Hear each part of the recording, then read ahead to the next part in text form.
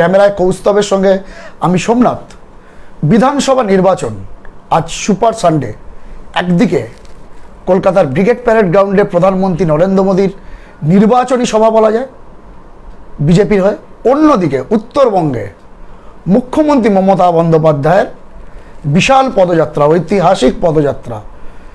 নিত্য প্রয়োজনীয় জিনিসের মূল্য বৃদ্ধি, জ্বালানি বৃদ্ধি, মহিলাদের সম্মান প্রভৃতির দাবিতে মুখ্যমন্ত্রীর পদযাত্রা, অর্থাৎ সুপার সানডে রাজ্য রাজনীতিতে। আর ভোট মানেই ভোটের সেনাপতি। সেই রকমই আজ আরও একজন সেনাপতির সঙ্গে আমরা কথা বলে নেবো, আলাপ করিয়ে নেবো। কিন্তু আলাপ করাবার আগে আমাদের দর্শকদের একটু আমি বলে রাখি, তিনিও কিন্তু তারকা। হ্যাঁ, তিনি হয়তো কোনো দিন সিনেমা করেননি, তিনি হয়তো ক্রিকেট বা ফুটবল মাঠের প্লেয়ারও নন, কিন্তু তবুও তিনি তারকা।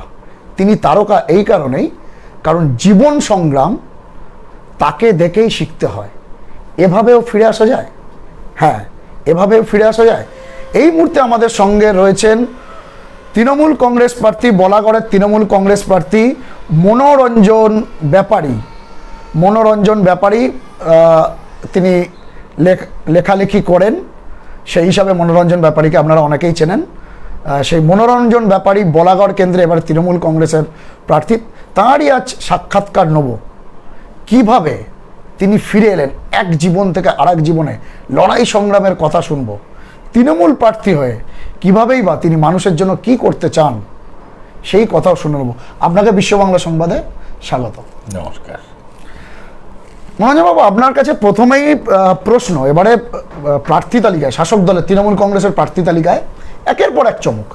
রাজনৈতিক ব্যক্তিত্বরা তো আছেনই, এর পাশাপাশি চলচ্চিত্র জগৎ, অভিনয় জগৎ, চিকিৎসক, আইনজীবী, ডাক্তার, সমাজসেবী আছেন, সাহিত্যিকরাও আছেন। আপনিও সাহিত্যিক লেখকের একজন প্রার্থী, সেই সমাজের একজন প্রার্থী। আপনার কি কখনো ভেবেছিলেন যে রাজনীতির ময়দানে আপনি আসবেন এরকমভাবে এবং সরাসরি ভোটের ময়দানে লড়তে হবে এবং একটা কঠিন লড়াই এবার হতে চলেছে? যখন প্রার্থী তালিকায় মমতা বন্দ্যোপাধ্যায় বলাগড় কেন্দ্র থেকে আপনার নামটা অ্যানাউন্স করলেন, সেই মুহূর্তের অনুভূতিটা কেমন ছিল? প্রথমত রাজনীতির অঙ্গনে এভাবে আসব ভাবিনি, আসার প্রয়োজনও ছিল না। কিন্তু আজকে একটা বহিরাগত সাম্প্রদায়িক শক্তি বাঙালি সমাজ জীবনটাকে তছনছ করে দেওয়ার জন্যে সমস্ত শক্তি নিয়ে সাম দাম দণ্ড ভেদ ঝাঁপিয়ে পড়েছে। আমাদের বাংলার মধ্যে 3 ধরনের মানুষ পাওয়া যায়, সাধারণ মানুষ বাদ দিলে 3 ধরনের মানুষ পাওয়া যায়।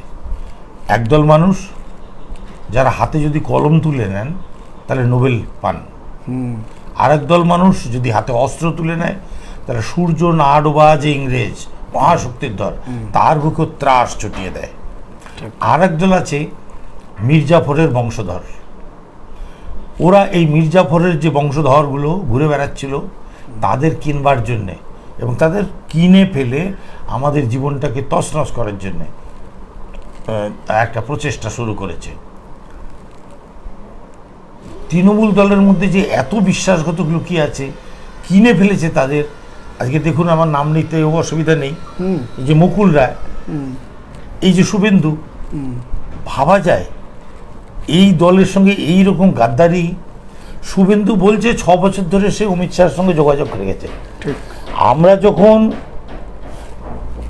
দীনেশ ত্রিবেদীও কিছুদিন আগে এমনই কথা বললেন। দীনেশ ত্রিবেদী করতে পারে, ও হিন্দিভাষী, ওর ওইখানে ওর নাড়া বাঁধা রয়েছে, ওর ভাষা ওর সংস্কৃতির মধ্যে ও এইখানে একটা ওদের সঙ্গে একটা ওর আত্মিক সংযোগ বরাবরই আছে। সেটা আমরা বহুকাল আগে থাকতেই ভেবেছি, জেনেছি, কিন্তু বলার প্রয়োজন মনে করিনি। কিন্তু শুভেন্দু সে বলছে 6 বছর ধরে আমি অমিত শাহের সঙ্গে যোগাযোগ রেখে চলেছিলাম। তোমারই দল ভালো লাগে না, তুমি এখানে নিঃশ্বাস নিতে পারছো না, তো বেরিয়ে যেতে পারতে। এই দলের ভিতরে থেকে অন্তর্ঘাত করেছে এবং এই যে গত লোকসভা নির্বাচনে যে ক্ষয়ক্ষতি, এই ভিতর থেকে ক্ষয়ক্ষতি করেছে। ভাবা যায় একটা সরাসরি সামনাসামনি যে শত্রুতা করে তাকে আমি স্যালুট করি, সালাম করি, হ্যাঁ ভাই তুমি আমার শত্রু, আমি তোমার শত্রু, তোমার সঙ্গে। মানে আপনি এত কিছু ভেবে আপনার মনে হয়েছে, আমার মনে হয়েছে যে বাংলাটাকে ধ্বংস করার জন্য যে শক্তি ঝাঁপিয়ে পড়েছে আমাদের বেঈমান বিশ্বাসঘাতকদের সহায়তায়, এই সময় মাননীয় মুখ্যমন্ত্রী বা তৃণমূল দলনেত্রী মমতা বন্দ্যোপাধ্যায়, আমরা তাকে যতটুকু দেখেছি, আমি তার দলে ছিলাম না, কিন্তু যতটুকু দেখেছি তার সমস্ত পরিকল্পনাগুলো এই গরিব মানুষের কথা মাথায় রেখে, স্বাস্থ্যসাথী, যুবশ্রী, কন্যাশ্রী, জন্ম থেকে মৃত্যু পর্যন্ত প্রকল্প, এবং সবটা গরিব লোকের মাথায়। আর কতগুলো প্রকল্প আমি এখন এগুলো বলতে চাই না, সেগুলো যদি উনি মানে কতগুলো দাবি দেওয়া বিভিন্ন শ্রেণীর মানেননি উনি অনেক সময়, কারণ কি সেটা মানতে গেলে এই গরিব মানুষেরই স্বার্থ হানি করে তাদের দাবিগুলো পূরণ করতে। আমি আসবো আমরা বুঝতে পারলাম যে কোন বাধ্যবাধকতা থেকে বা কোন দায়বদ্ধ থেকে একজন বাঙালি লেখক মনোরঞ্জন ব্যাপারী তিনি আজ মুখ্যমন্ত্রীর পাশে দাঁড়িয়েছেন, মুখ্যমন্ত্রীর হাতটাকে শক্ত করছেন, সেই ব্যাখ্যাটা কিন্তু তিনি দিলেন। এবারে আমরা একদম সরাসরি মনোরঞ্জন বাবুর সম্পর্কে আমরা তার মুখ থেকেই কিছু বিষয় জেনে নেব। আমি আবার রাজনীতির প্রশ্নে আসব। আপনি এখন রাজনৈতিক ব্যক্তিত্ব, ভোটে দাঁড়াবেন বলাগড় থেকে, তৃণমূল কংগ্রেসের প্রার্থী হয়। আমি একটু অন্যদের থেকে আপনি অনেকটাই আলাদা, মানে আপনার লড়াই সংগ্রামের ইতিহাসটা যদি ধরা হয় সেই জায়গা থেকে আমরা যতটুকু জেনেছি, আপনি বাকিটা ব্যাখ্যা করবেন। আমি শুরুটাই করেছিলাম, এভাবেও ফিরে আসা যায়। আমরা জেনেছি যতটুকু, আপনি একটা সময় বাংলাদেশ থেকে ওপার বাংলা থেকে এসেছিলেন উদ্বাস্তু হয়ে, থাকার ঘর ছিল না, স্টেশনে স্টেশনে রাত কেটেছে, খাবার জোটেনি দিনের পর দিন, রিক্সা চালিয়েছেন, তারপরে আমার পিছনে এত বই, রাখার জায়গা নেই, অন্যদিকেও বই। এটা কিভাবে সম্ভব হলো? কোন জাদু বলে, কোন পরিশ্রমে, কোন প্রতিভা বলে সম্ভব হলো? আমাদের দর্শকদের আপনি একটু আপনার প্রথম জীবন নিয়ে যদি বলেন, অনেকেই এতে অনুপ্রাণিত হবে। আপনি বলে দিলেন ওপার বাংলা থেকে আমি আসা, এপারের বাংলার মানুষ। আমার বাবা দণ্ডকারণ্য না যেতে চাওয়ার অপরাধে ছিলেন অপরাধী। সরকারি সহায়তা বন্ধ হয়ে যায়, বাবাকে জন্মজুর খাটতে হতো। জন্মজুর খেটেও তিনি আমাদের দুবেলা পেট ভরে খেতে দিতে পারেননি। আমার একটা ছোট বোন আমাদের চোখের সামনে না খেয়ে মারা যায়, আমার নিজের বোন। সেই ছোটবেলায় যখন সব বাচ্চারা বই বগলে স্কুলে যায়, খেলাধুলা করছে, আমাকে যেতে হয়েছে ছাগল গরু চড়াতে।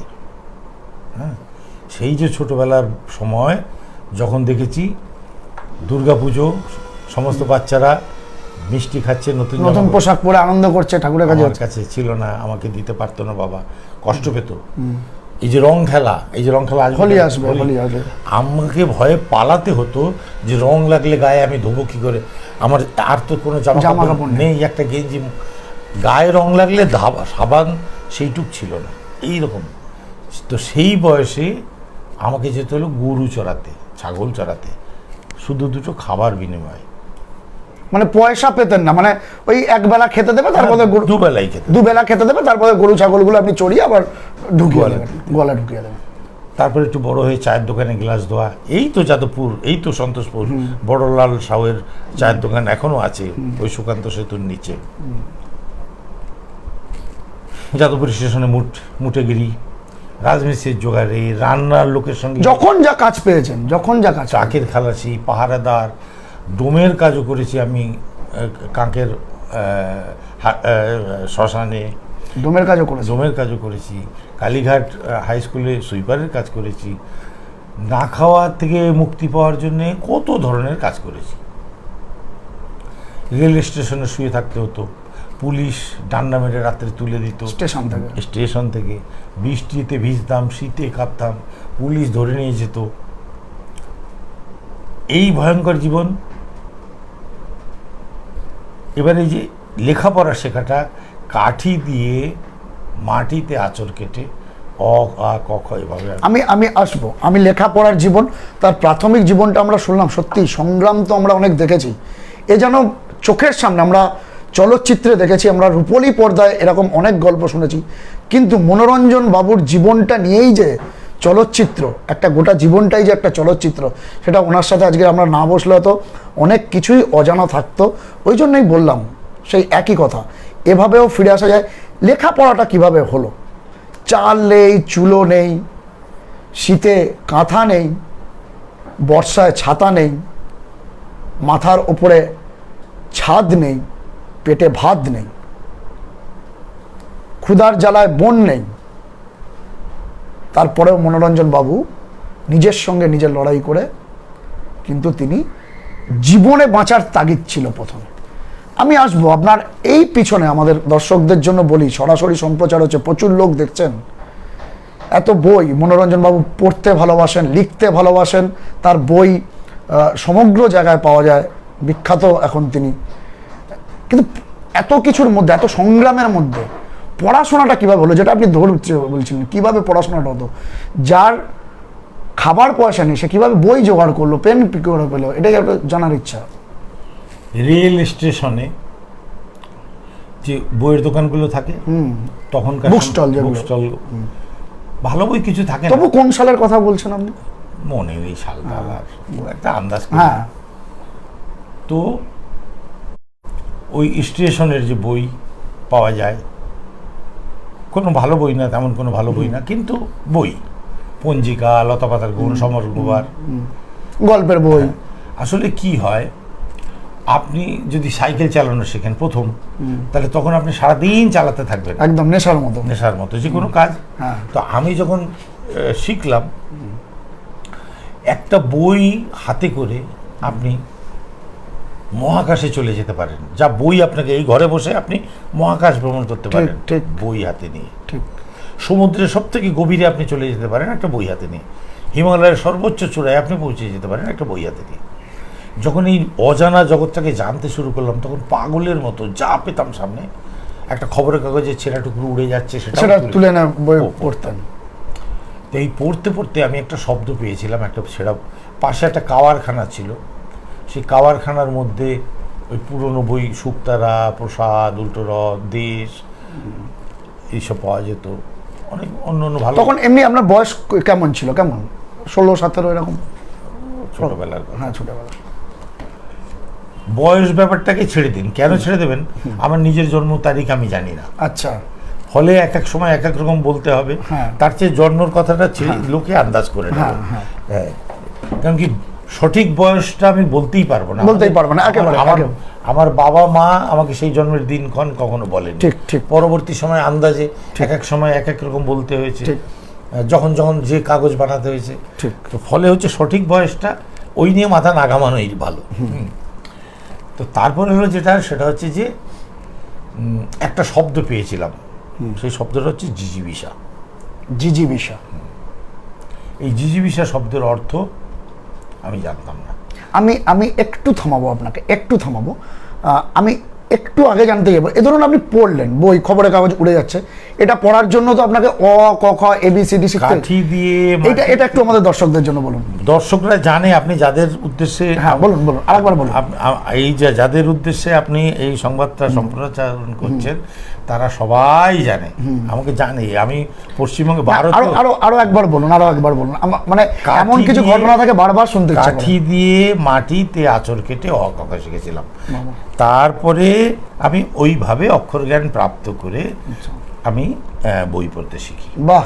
হ্যাঁ, এটা ভারতবর্ষ শুধু নয়, পৃথিবীর বহু দেশে জানে। হ্যাঁ, বহুবার আমি আপনাকে একটু আগে বলছিলাম যে নিজের কথা বেশি বলতে ভালো লাগে না।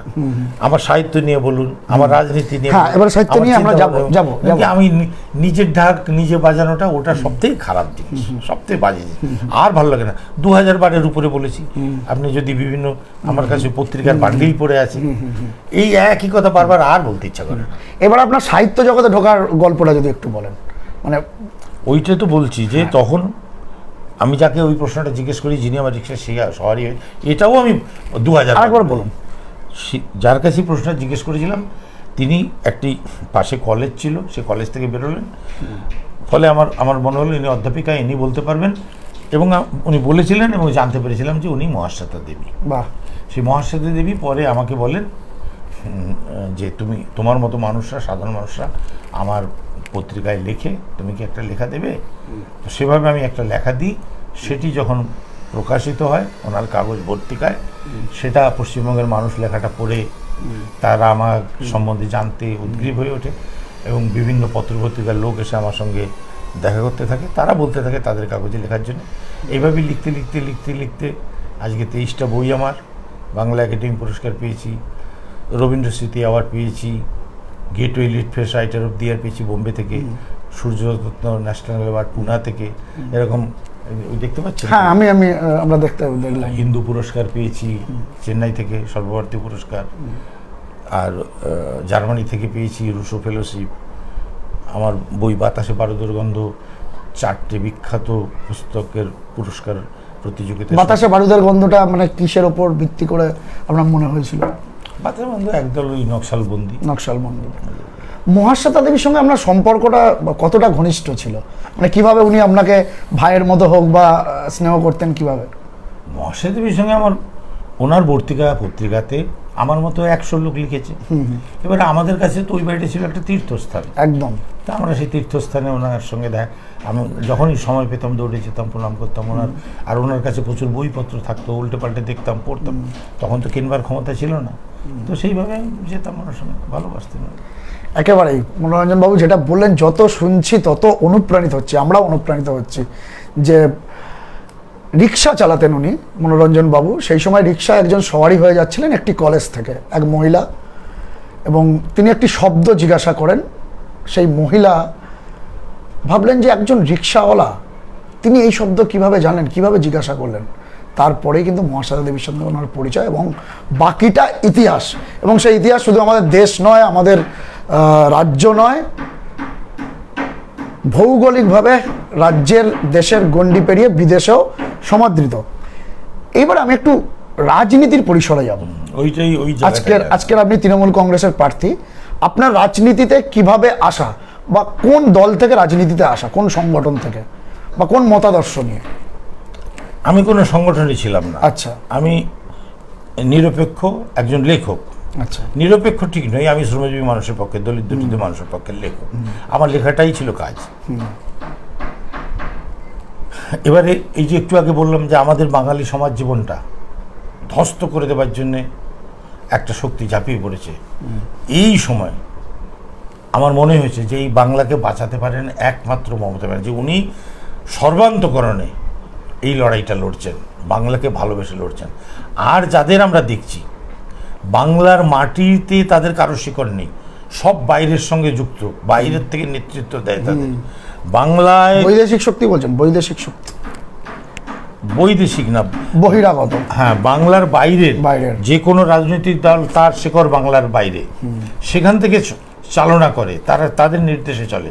কিন্তু একটি মাত্র দল তৃণমূল কংগ্রেস, যেটি বাংলাতেই জন্ম এবং বাঙালির স্বার্থ রক্ষার জন্যই তিনি লড়াই করছেন, তারা কথা বলছে। আমি একদম এইভাবে বলাটাও ঠিক না, কিন্তু তাও বলতে হয়, বলছি আমি। সেটা হচ্ছে, একটি মানুষ সবাইকে সন্তুষ্ট করতে পারে না। মমতা ব্যানার্জির বিরুদ্ধে ক্ষোভ বিক্ষোভ আমারও হয়তো থাকতে পারে, আপনারও থাকতে পারে, পরিবারের মধ্যে থাকতে পারে। সেই ক্ষোভ বিক্ষোভ আমরা প্রকাশ করার, তাকে সামনে দাঁড়িয়ে তাকে বলার, দিদি তুমি কিন্তু এইটা ঠিক করনি, এইটা আমরা বলতে পারবো। কিন্তু যে শক্তি আসছে, আমাদের জিভ মুখে রাখবে না, আমাদের জিভ থাকবে না, সামনে থেকে কথা বাইরে দাঁড়িয়েও বলা যাবে, বলতে দেবে না, কথা বলতে দেবে না। গণতন্ত্র হতে হবে। বাংলার নেতৃত্ব বাঙালির হাতে থাকবে না, বহিরাগত সংস্কৃতি ঝাঁপিয়ে পড়ছে আজকে। আমার মাটিতে দাঁড়িয়ে আমাকে বলা হচ্ছে হিন্দি মে বল, নাই তো তেরে কো পরিষেবা নাই মিলেগা। এই যে একটা অনুপ্রবেশ চলেছে বাংলাকে কবজা করার জন্য, আমরা তখন বুঝতে পারিনি, আমরা তখন গলায় জড়িয়ে ধরেছি আপনা আদমি। কিন্তু সেই আপনা আদমি প্রবেশের পিছনে যে একটা বিশাল একটা ষড়যন্ত্র কাজ করছে, আমরা সেই সময় একদম বুঝতে পারিনি। ঠিক। হ্যাঁ, আজকে বুঝতে পারছি যে এত লাখের 10 বছরে বিজেপির শাসন চলছে বিহারে। 10 বছরে আমি একটা শুনছিলাম কোথাও কি পড়েছিলাম, 10 বছরে 92 লক্ষ হিন্দিভাষী বাংলাতে প্রবেশ করেছে। আমার কাছে প্রশ্নটা এইটাই যে যখন বিজেপি শাসন করছে উত্তরপ্রদেশে, বিহারে, সেখান থেকে দলে দলে লোককে এখানে পাঠাচ্ছে কারা, কেন পাঠাচ্ছে? আর আজকে আমরা দেখছি যত বিজেপির মিটিং হচ্ছে, মিছিল হচ্ছে, এই মানুষগুলোকে নিয়ে ভিড় করছে। বাঙালি কোথায়? বাঙালি নেই। অর্থাৎ একটা পরিকল্পনা করে, আমরা সেই মানুষদের বলছি না যে তোমাদের এদেশ থেকে তাড়াবো, আমরা তাদের বলছি না, আমরা বলছি তোমরা থাকো, ভাইয়ের মতো মিলেমিশে থাকো। কিন্তু আমাদের সমাজ সংস্কৃতিটাকে, বিশেষ করে আমাদের মহিলাদের, সুরক্ষা। আমাদের মহিলাদের সম্বন্ধে যে ধরনের কদাকার উক্তি ওরা করে এই মাটিতে দাঁড়িয়ে, এত সাহস পেল কি করে? কারণ ওদের সংখ্যাটা বাড়িয়ে ফেলেছে ওরা। কলকাতায় আজকে 51% লোক, শতাংশ হিসাবে 51 জন হিন্দিভাষী। আমরা আমাদের মাটিতে সংখ্যালঘু হয়ে গেছি। হয়ে গিয়ে কি হচ্ছে, আমাদের ভাষা, আমাদের সংস্কৃতি সব কিছুকে ওরা গ্রাস করে নিয়ে ধ্বংস করতে চেষ্টা করছে, যেটাকে আমরা বিরোধ করছি। আর কোনো কারণ নেই, বিরোধ আমাদের অস্তিত্ব আজকে সংকটে। সেইখান থেকে আমাকে এমনি তো বিজেপি সম্বন্ধে সারা দিন বললেও তো সমস্যা, মানে তাদের কি একটা শাসক দল এত বড় শক্তি নিয়ে কেন্দ্রে বসে আছে 6-7 বছর ধরে, একটা ভালো কাজ আপনি দেখান তো, একটা গোনান যে রেল বেচে দিচ্ছে, প্লেন বেচে দিচ্ছে, বিএসএনএল বেচে দিচ্ছে, আজকে কৃষকদের জমি পর্যন্ত এই উদ্যোগপতিদের কবজায়। অতদিন ধরে মানুষ দিল্লির বুকে বসে আছে, কত লোক মারা গেল, যে কনকনে শীতে দিল্লিতে রাস্তায় বেরোনো অসম্ভব, সেখানে এত মানুষ মারা গেল, কর্ণপাত করছে না। উদ্যোগপতিদের এমনভাবে তারা দালালি করছে যে তারা মানুষ মরে যায়। যাক, আমি আসবো মনোরঞ্জন বাবু, একটি প্রশ্ন বিজেপির পক্ষ থেকে, মানে প্রশ্ন ঠিক নয়, বিজেপির পক্ষ থেকে প্রচারে ছড়িয়ে দেওয়া হচ্ছে যে একজন চাওয়ালা দেশের প্রধানমন্ত্রী হতে পারেন, বিজেপি গরিব মানুষের দল, বিজেপি গরিব মানুষের প্রতিনিধি করেন। আপনি তো দারিদ্র সীমার নিচে অবস্থান করা একটা মানুষ ছিলেন যখন এখানে প্রথম আসেন।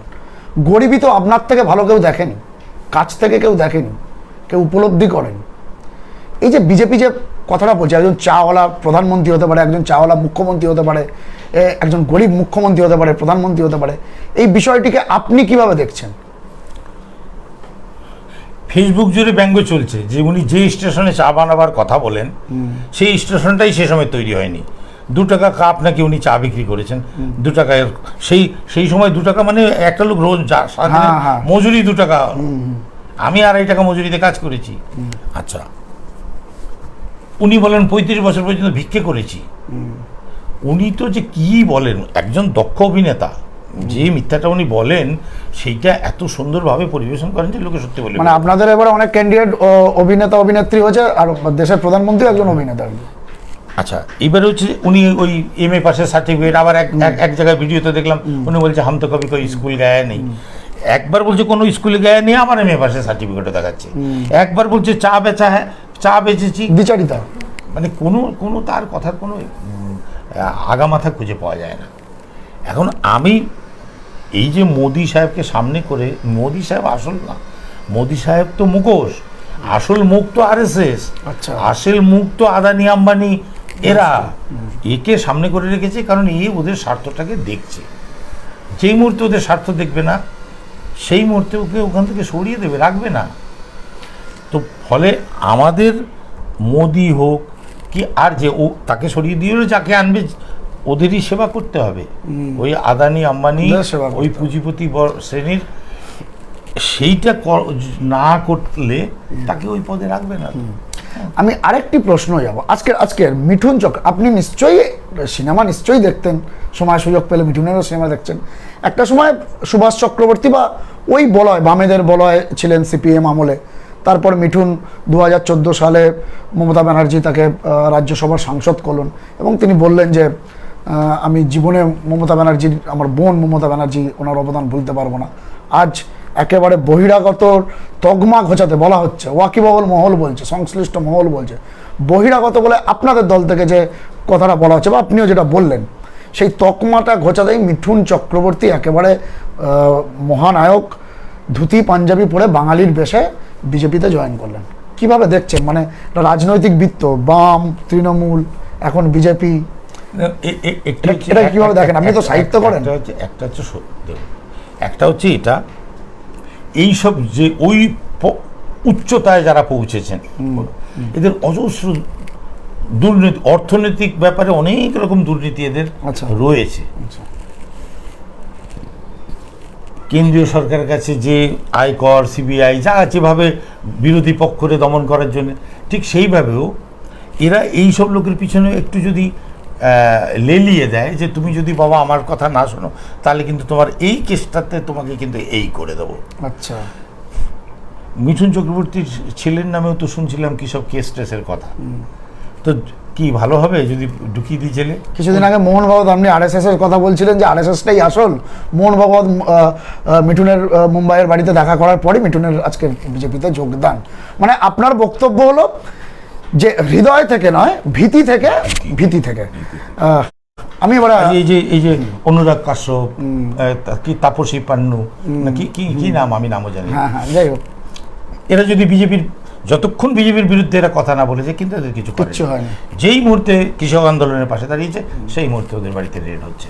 ফলে এটা তো সবাই বাচ্চাও একটা বুঝতে পারছে যে একটা শক্তি, তার সমস্ত শক্তি সব রকম, ওই একটু আগে যেটা বলছিলাম, সাম দাম দণ্ডভেদ, যাকে ভয় দেখাতে কাজ হবে ভয় দেখাও, যাকে লোভ দেখালে কাজ হবে লোভ দেখাও, যাকে উৎকোচ দিলে। শুভেন্দু অধিকারী, অভিষেক ব্যানার্জির সঙ্গে কথা হলো আগের রাত্রে মিটিংয়ে, সব ঠিক আছে, হঠাৎ হয়তো ওদিক থেকে যে বেটা এই দুর্নীতিগুলোর কিন্তু তথ্য আমাদের কাছে আছে, সেও ভয় দেখাচ্ছে আর কি, ব্যাস সিধা। মুকুল দেখেন না, যে মুকুল রায়কে এইখানে এসে মুকুল ভাগ কারা বলেছিল, সেই মুকুলকে আবার তারা নিয়ে এখন আর মুকুল আয় এখন হচ্ছে আমি ওই রাজনৈতিক দলের বিষয় নিয়ে অতটা, আমি মানুষের জন্য কাজ করতে এসেছি। কোন মানুষ? খেটে খাওয়া মানুষ। এটাই একটু আমরা জানতে চাইবো। মানে আপনি জিতে যদি বিধায়ক হন, তাহলে আপনি তো সেই অর্থে পিছিয়ে পড়া মানুষ, দরিদ্র মানুষ, গরিব মানুষ, তাদেরই প্রতিনিধি। একজনকে একটা কেন্দ্রে হয়তো দাঁড়াতে হয় অফিসিয়ালি ভোটের জন্য, কিন্তু প্রতিনিধিটা তো আপনি তাদেরই। মতুয়া সম্প্রদায়ের মানুষ, পিছিয়ে পড়া মানুষ, তাদের জন্য আপনার কি ভাবনা রয়েছে প্রাথমিকভাবে যদি বলেন, যে আপনি বলাগড় থেকে জিতে আসার পর আমি এইগুলো পরিকল্পনা করে রেখেছি। আমি তো মুকুন্দপুরের মানুষ, যদিও সারা বাংলা জোড়া, গোটা বাংলা জোড়া দরিদ্র মানুষের সমস্যাটা সব জায়গায় একই, কিন্তু এক একটা অঞ্চলে এক একটা সমস্যা একটু বেশি হয়। বলাগড় অঞ্চলে শুনেছি তাঁত শিল্পীদের অনেক সমস্যা আছে, ওখানকার তাঁত শিল্প বিখ্যাত শিল্প। এবার আমি ওইখানকার যারা মানুষ, আমি তো এখান থেকে এখন আমাকে দিদি মনোনীত করেছেন, আমি যাচ্ছি তাদের সঙ্গে থেকে কাজ করার জন্য। ওইখানকার যে মানুষরা আছেন, তাদের অঞ্চলের যে সমস্যা, তারা বলবেন যে আমার অঞ্চলে এই সমস্যাটা নিয়ে দাদা তুমি লড়াই করো, এটা নিয়ে ভাই তুই লড়াই কর। আমি তো তাদের কথা শুনে তাদের নিয়ে লড়াই করবো। স্থানীয় নেতৃত্বের সঙ্গে কথা হয়েছে কিছু জন, আমরা শুনতে পাচ্ছি যে আপনাকে অনেকেই সেখানে চাইছে আর কি, তারা খুশি আর কি। মানে এটা ভেবে আপনার কতটা ভালো লাগছে? কবে যাবেন? আমি যাবো এই মঙ্গলবার দিন, আমার এখানে একটু কিছু অফিসিয়ালি কাজ করবো, সেগুলো শেষ করে। আচ্ছা, দলনেত্রীর সঙ্গে কথা হয়েছে? দলনেত্রীর সঙ্গে প্রথম ওই কথা হয়েছিল একবারই, যখন উনি দাঁড়াবিরে, তখন ওই কথা হয়েছিল। মানে যাওয়ার আগে নিশ্চয়ই তার আশীর্বাদ নিয়ে বা তার সঙ্গে কথা বলে নিশ্চয়ই যাবেন। আর আরেকটি বিষয়, এই রাজনীতিতে এলেন, ভয় লাগে না? কিসের? এই যে রাজনীতি এত হানাহানি শোনা যায়, আপনি তো রাজনীতির একেবারে মেন স্ট্রিমের লোক না, রাজনীতি এলেন, কোথাও থেকে মনে হয় না আপনারও তো একটা সংসার আছে, কোথাও থেকে মনে হয় না যে ভয় লাগে বা যদি কিছু হয়? ভয় তো আমার এই লাগছে যে রাজনীতি না এলে বেশি ভয় ছিল। একদম, তো কারণ কি, যে শক্তিটা আসছে আজকে বলুন তো, দেশভাগের কারণে ওপার বাংলা থেকে মানুষরা এসছে, হ্যাঁ, পাখি যেরকম ঠোঁটে করে একটা করে কাঠ কুটুয়ে নিয়ে একটা থাকার একটা জায়গা বানায়, এইভাবে মানুষগুলো নিজেদের বাঁচার জন্য একটা অবলম্বন খুঁজে নিয়েছে। এত বছর পরে আজকে তাদের সেই 70 বছরের পুরনো কাগজ চাইছে, নাহলে আমার কাছে voter card, Aadhaar card, ration card, PAN card সব আছে। আজকে আমাকে বলছে এগুলো অকেজো, কোনো একটা কাগজ তারা দেবে, সেই কাগজটাই নাকি ভারতের। সুপ্রিম কোর্ট বলছে যে যার কাছে ভোটার কার্ড আছে সে ভারতের নাগরিক, আর এরা বলছে না। একটা সংসদের অথচ বিহারে, আসামে যেখানে সবচেয়ে বেশি এফেক্টটা হয়েছে, সেখানে কিন্তু সেই মানুষগুলো, সেই ভোটার কার্ড দেখেই সেই গভর্নমেন্টে কিন্তু বিজেপির গভর্নমেন্ট হলো। এটা নিয়ে আপনি কি বলবেন? আমি তো সেটাই বলছি যে এখানে এই মানুষরাই কিন্তু ভোট আসলে এদের তো কেউ বোঝায়নি, এটা তো হুজুগে মেতে গেছে। ঠিক, যেরকম হুজুগে কুম্ভ মেলায় চলে যায় লোক, গঙ্গাসাগরে কি পাবো, কিসের জন্য যাচ্ছি জানে না, একটা বাঘ নিয়ে চললো জল দিতে শিবের মাথা। আমাদের মানুষগুলো একটু এরকম হুজুগে মেতে ওঠা মানুষ তো, কি করছি, কেন করছি অত বেশি ভাবে না। সবাই যাচ্ছে, আমিও যাই, সবাই করছে, আমিও করি। এই যে বিজেপি যে একটা স্রোত চললো, ওদের নেতারা যারা ওদের যে বিজেপির কাছ থেকে উৎকোচ পেয়ে ওদের যারা ভুল বোঝালো, হ্যাঁ বিজেপি হিন্দুদের দলে, কিন্তু ওরা তো জানে না যে বাঙালিকে বিজেপি হিন্দু বলে স্বীকারই করে না। বাঙালি মাছ খায়, বাঙালির ব্রাহ্মণ ও মামুন না ওদের কাছে। বাংলার বাইরে যদি একটু যায়, বাংলায় কথা বললে তার হোটেলে পর্যন্ত ঘর দেয় না। এরা তো একটা ছোট্ট গণ্ডির মধ্যে রয়েছে, যদি এরা কবজা করতে পারে। আজকে এই যে আমরা তো দলিত মানুষ, দলিত শ্রেণীর মানুষ, সারা ভারতবর্ষে বিজেপি মতুয়াদের মধ্যে একটা বিজেপির প্রভাব দেখা যাচ্ছে মনোরঞ্জন বাবু গত লোকসভা নির্বাচন থেকে অন্তত। সেইটাই তো আমি বলছি যে তখন তারা বুঝতে পারেনি, কিন্তু এখন তারা কিন্তু ফিরছে।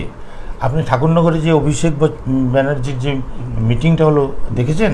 অমিত শাহ মিটিংও কিন্তু ভিড় হয়েছিল। কোথায়? ঠাকুরনগরে হয়নি, তেমন হয়নি যেমন হওয়া। তো আজকে আপনি তো বলবেন বি গ্রেডেও ভিড় হয়েছে, বি গ্রেডে ভিড় হয়েছে, কিন্তু কি ভিড়, কতজন লোক, একজন প্রধানমন্ত্রী। আর কাল রাত থেকে তো ট্রেন ভরে ভরে বিহার থেকে তো লোক আনছে, তারপরে ওই কটা লোক কেন? একটা বিহার উত্তরপ্রদেশের লোক তো কালকে ট্রেন থেকে রাত্রেবেলা, আমি যখন কালকে ফিরছিলাম ওই শ্রীরামপুর থেকে, তখন দেখছি তো গাদা গাদা লোক আসছে হাওড়া ব্রিজের উপর দিয়ে হেঁটে। এত বাইরে থেকে লোক কেন, ওই কটা লোক কেন? বাংলাতে তো যে কোনো এই একটা যে মমতা ব্যানার্জি যদি একটা মিটিং করে বাংলা, তার তো আর বাইরে থেকে লোক আসে না। এইখানে যে একটা ছোট মাঠে যে একটা মিটিং করে, আজকেও যে মিটিং করছে, যে আমি আসবো আপনার বলাগড়ে, আমি আপনার কেন্দ্রটা নিয়ে বলছি। আপনার বলাগড়ে যদিও বিজেপি এখনো প্রার্থী তালিকা ঘোষণা করে, যাই হোক, আপনার বলাগড়ে আপনার মূল রাজনৈতিক প্রতিপক্ষ কে হতে চাইছে? জোট মানে বাম কংগ্রেস আইএসএফ জোট নাকি বিজেপি? কাকে আপনি মূল প্রতিপক্ষ ভাবছেন? আমি মূল কাউকে ভাবছি না, আমি ভাবছি আমার পক্ষে মানুষ আছে, শ্রমিক, কৃষক, আর সব থেকে বেশি ওখানকার মাটি কামড়ে পড়ে থাকা তৃণমূলের যে কর্মী যারা দলটাকে ধরে রেখেছে, তাদের তো একটা স্যালুট করি। এত এই অবস্থার মধ্যেও তারা সংগঠনটাকে ধরে রেখেছেন, প্রলোভনে বিকিয়ে যাননি, ভাওতাতে ভোলেননি, দিদির দিকে তাকিয়ে তারা ঝান্ডাটাকে উঁচু করে রেখেছে। সেই যে মানুষরা রয়েছে,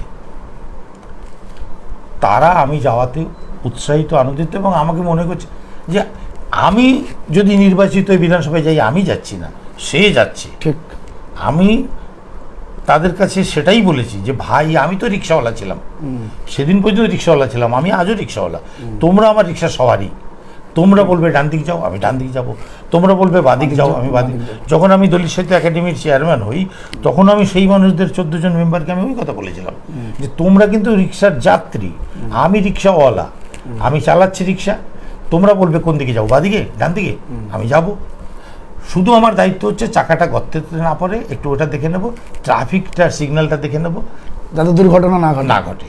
বাকি সব দারুণ বলছেন, দারুণ। তো আমি ওখানকার মানুষকে সেই কথা বলে এসেছি, আমার গলা থেকে গামছা নামাইনি। আমি তো দলিত সাহিত্য একাডেমির চেয়ারম্যান, তা আমি আমার গামছাটা আজকে কেন, প্রয়োজন কি? অনেকে এটাকে বলে লোক দেখানো, বাড়াবাড়ি না। এটা আমি এই জন্য রেখেছি যে আমি আমার শিকড়টাকে ভুলতে চাই না। আমার সেই অতীত দিনটাকে, এই গামছা বিছিয়ে আমি স্টেশনে শুয়ে থাকতাম। এখন আমি যে বাইরে যে ভারতবর্ষের বিভিন্ন প্রান্তে আমাকে যখন নিয়ে যাওয়া হয়, এরোপ্লেনে তো নিয়ে যাওয়া হয়, 5 স্টার হোটেলে তো রাখে, কিন্তু আমি গামছাটা তবু রাখি কেন? কারণ আমি ওই শ্রেণীর মানুষ নই। আমার একটা শিকড় আছে, সেটা আমার ওই খেটে খাওয়া মানুষ, শ্রমিক, কৃষক, মেহনতি মানুষ, ওদের মানুষ আমি, ওদের কথাই আমি এদের কাছে বলতে এসেছি। এদের আমি বিরিয়ানি পোলাও খেতে আসিনি। একেবারে আপনার কথার মধ্যে কোথাও আমি বামপন্থা লুকিয়ে আছে। আমি বামপন্থা মানে সিপিএম বলছি না, সিপিএম বলছি না, বামপন্থা। বামপন্থী হলেই তাকে সিপিএম হতে হবে এমন কোনো মানে নেই। আমি সিপিএম বলছি, বামপন্থা লুকিয়ে আছে। অন্তত আপনার এই শ্রমিক, কৃষক, দরদি, বা আপনি যেটা বলছেন শিকড়ের টান, অতীত না ভোলা, ঠিক আছে, এটার মধ্যে লুকিয়ে আছে। কিছুদিন আগে বা এর আগেও অনেকবার বলেছেন, সম্প্রতি আবার বলেছেন রাজ্যের মন্ত্রী ব্রাত্য বসু যে মমতা বন্দ্যোপাধ্যায়ের মতো সবচেয়ে বড় বামপন্থী আর কে আছে। একদম, আপনি কি বলবেন? আমি কথাটা সমর্থন করছি। মুখে আমার নাম কি? মনোরঞ্জন। আমি কার মনোরঞ্জন করে বেড়াচ্ছি? ঠিক। তো শুধু একটা নাম থাকলেই হয় না, কাজটাই আসল। বামপন্থী, তুমি বামের কাজটা যদি না করো, বামের কাজটা যদি তুমি না করো, তাহলে কিসের বামপন্থী? নাম একটা তুমি কিছু নিয়ে রাখতে পারো। বামপন্থীর কাজ হচ্ছে, আমরা সিঙ্গুর আন্দোলনের সময় দেখলাম এরা কি বলেছিল, লাঙ্গল যার জমিদার, ওই সময় কি দেখলাম, লাঙল যার লাঙলটাই তার, জমিটা টাটা। নকশালবাড়ি কৃষক আন্দোলন, ঠিক। এদেরই এই সিপিএম পার্টির লোকরাই তো আন্দোলনটা শুরু করেছিল। ওই কৃষক, ওই যে লাঙল যার জমিদার, যখন এরা ক্ষমতায় পৌঁছে গেছে তখন তারা নিজেদের লোককেই তারা গুলি করে মারলো। সেখানে কিন্তু তারা দয়া দরদ দেখায়নি। এই যে মরিচঝাপির ঘটনা, আমি যে মানুষ, আপনি নিজে ওখানকার আপনার বাবার কথাও বলছেন। হ্যাঁ, এই রিফিউজিদের নিয়েই তো আন্দোলন করে এরা পায়ের তলে জমি পেয়েছিল, তাদেরকে গুলি করে মারলো। তাদেরই গুলি করে নির্মমভাবে মারলো।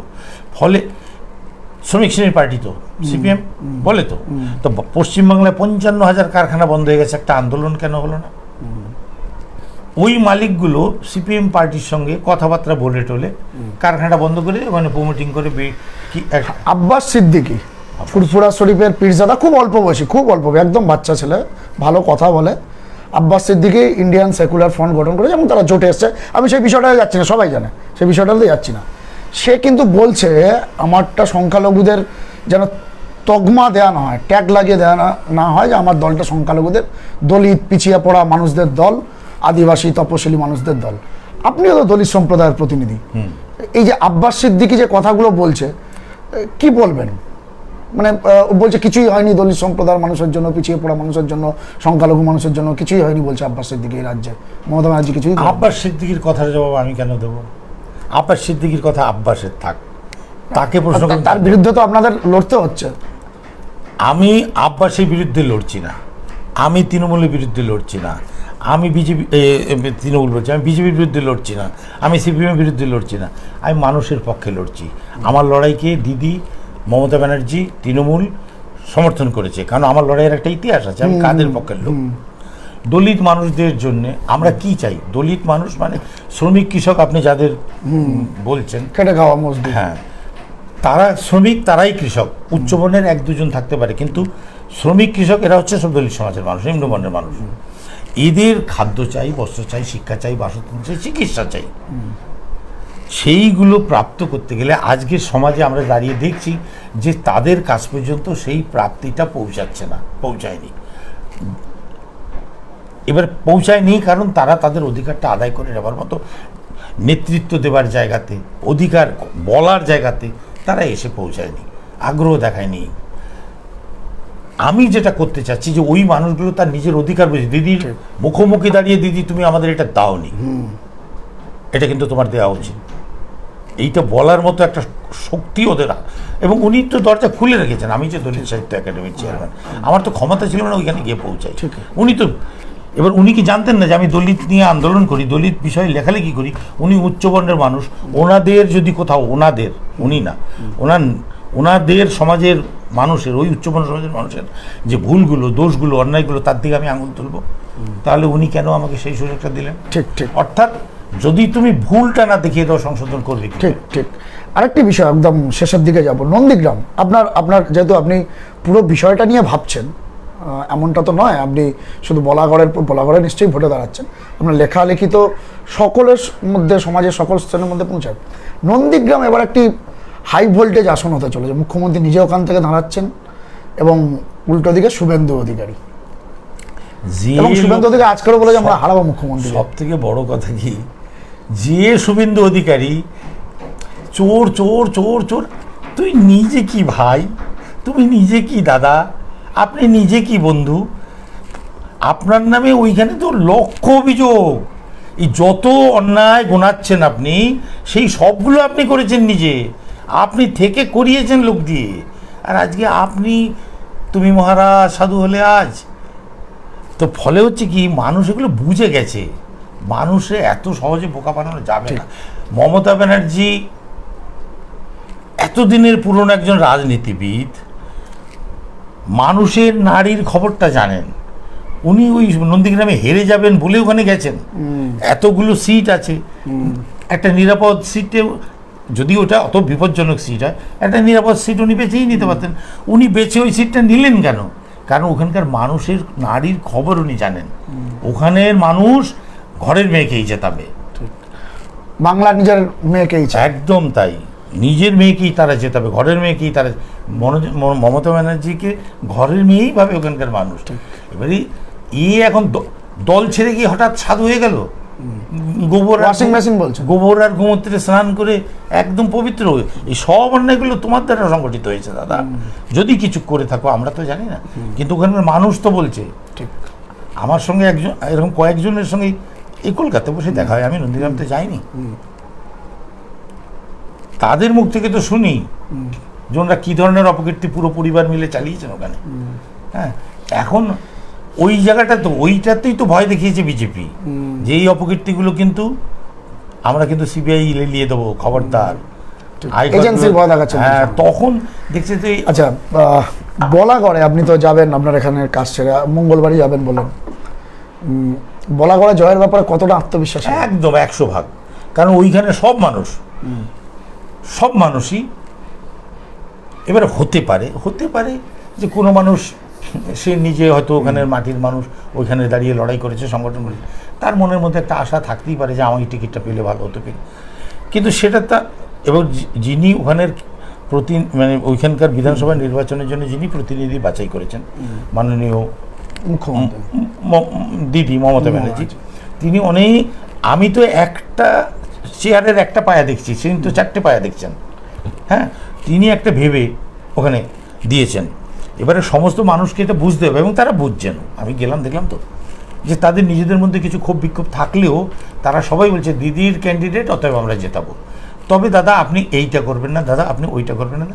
তারা আপনি যেমন বললেন আপনি রিক্সাটাই চালাবেন, শুধু খালাখন্দ সিগন্যালটা দেবেন। আমি রিক্সাটা না চালিয়ে আমি করবো কি, একটা বাস নিয়ে নেবো, যাতে 30 জন প্যাসেঞ্জার বসানো যায়। আপনি তো বাসও চালাতে পারেন, সবই পারেন। একেবারে ওইখানকার সমস্ত মানুষকে যারা ওখানকার নেতৃত্ব দেন সবাই আমার বাসে বসবেন, আর তারা সবাই বলবেন চলো, আর আমি স্টিয়ারিংটা ধরে আমি চালাতে পারবো। ওনারাই সংগঠনটা ধরে রেখেছেন, ওনারাই করবেন, ওনারাই জিতবেন। আমি না, ওনারাই লড়বেন, ওনারাই জিতবেন। আমি তো ওনাদের একটা প্রতিনিধি এই সিস্টেমের জন্য। আর আমি যে পশ্চিমবঙ্গ, আমি বলাগড় থেকে লড়ছি, এই লড়ার মানে কিন্তু শুধু বলাগড় না, গোটা ভারতবর্ষ, গোটা পৃথিবী। কালকে লন্ডন থেকেও ফোন এসছে, দলিত মানুষ, দরিদ্র মানুষ, সেই দরিদ্র মানুষের বলার জন্য একটা জায়গা করে দিচ্ছেন কে? মাননীয় মুখ্যমন্ত্রী মমতা ব্যানার্জি, তৃণমূল নেত্রী মমতা ব্যানার্জি। এইটাও একটা বার্তা পুরো দেশের মানুষের কাছে। সেই বার্তাটা তো প্রয়োজন ছিল যে আমরা যে আত্মসম্মানহীন, নিজেকে নিজ ভাবতে বেঁকে নুয়ে গেছি, তুমি হীন না, তুমি নীচ না, তুমি অনেক উচ্চ, সেই কথাটা সগর্জনে পৃথিবীর সামনে জানাবার জন্য একটা গলাকে উনি শক্তিশালী করছেন। তো সেটাও বলাগড় মুখ্যমন্ত্রী যেদিনকে প্রার্থী তালিকা ঘোষণা করেন, সেদিনকে আমিও ছিলাম কালীঘাটের খবরের সংবাদের জন্য। সেদিনকে মুখ্যমন্ত্রী আগেও বলেছেন, বহুবার বহু মঞ্চ থেকে বলেছেন, আর এখন খুব বাজারে চলছে। এবং সেদিনকেও মুখ্যমন্ত্রী নিজের মুখে বলেছেন যে খেলা হবে 2 তারিখে। তো 2 তারিখে মনোরঞ্জন বাবু খেলা হবে? খেলা আমি বলবো না, আমি তো সাহিত্যের জগতের মানুষ। খেলা দিদির কথা, দিদির বা তৃণমূল কর্মী যারা তারা বলছেন, আমি তো খেলা তো বিভিন্ন রকমের। হ্যাঁ, আমি তো লিখতে লেখোয়ার, আমি বলছি নতুন ইতিহাস লেখা হবে, দেওয়াল জুড়ে নতুন ইতিহাস লেখা হবে, পশ্চিমবাংলাতে একটা নতুন ইতিহাস লেখা হবে। ঠিক। অনেক ধন্যবাদ। আমাদের সঙ্গে ছিলেন মনোরঞ্জন ব্যাপারী, বলাগড়ের এবারে তৃণমূল কংগ্রেস প্রার্থী, নিজের জয়ের ব্যাপারে 100% নিশ্চিত। কিন্তু কোথাও যেন 291টি আসনে তৃণমূল প্রার্থী দিয়েছে, বা অন্যান্য দলও প্রার্থী দেবে, সেই প্রার্থীদের সঙ্গে মনোরঞ্জন বাবু কোথাও যেন একটু পার্থক্য হয়ে যায়। কারণ তার জীবন সংগ্রামের ইতিহাস, মানুষের জন্য লড়াই করার ইতিহাস, কারণ লড়াইটা তিনি নিজে করেছেন। কোথাও থেকে যখন বলা হয় দেশের প্রধানমন্ত্রী চাওয়ালা হবেন, তখন মনোরঞ্জন বাবুই বলেন আবার যে সেই চাওয়ালার চা বিক্রির কোনো ইতিহাস নেই, কিন্তু তার রিক্সা চালানোর ইতিহাস এখনো জলজল করছে, তার গরু চড়ানোর ইতিহাস এখনো জলজল করছে, তার না খেতে পাওয়ার ইতিহাস এখনো জলজল করছে, তার বোন হারানোর বেদনা এখনো বুকের মধ্যে টাটকা স্মৃতি হয়ে রয়েছে। হ্যাঁ, চাওয়ালা যদি প্রধানমন্ত্রী হতে পারে, তাহলে রিক্সাওয়ালাও তৃণমূল কংগ্রেস প্রার্থী হতে পারে। লড়াইয়ের ময়দানে দেখা হবে এবং নতুন ইতিহাস রচনা হবে, এমনটাই জানালেন মনোরঞ্জনবাবু। আপনাকে আবার বিশ্ব বাংলা সংবাদের তরফ থেকে অনেক অনেক ধন্যবাদ। ভালো থাকবেন, সুস্থ থাকবেন। সবাই ভালো থাকবেন, সবাই সুস্থ থাকবেন। দেখতে থাকুন, সঙ্গে থাকুন এই মুহূর্তের বাংলা সবচেয়ে জনপ্রিয় নিউজ পোর্টাল বিশ্ব বাংলা সংবাদ।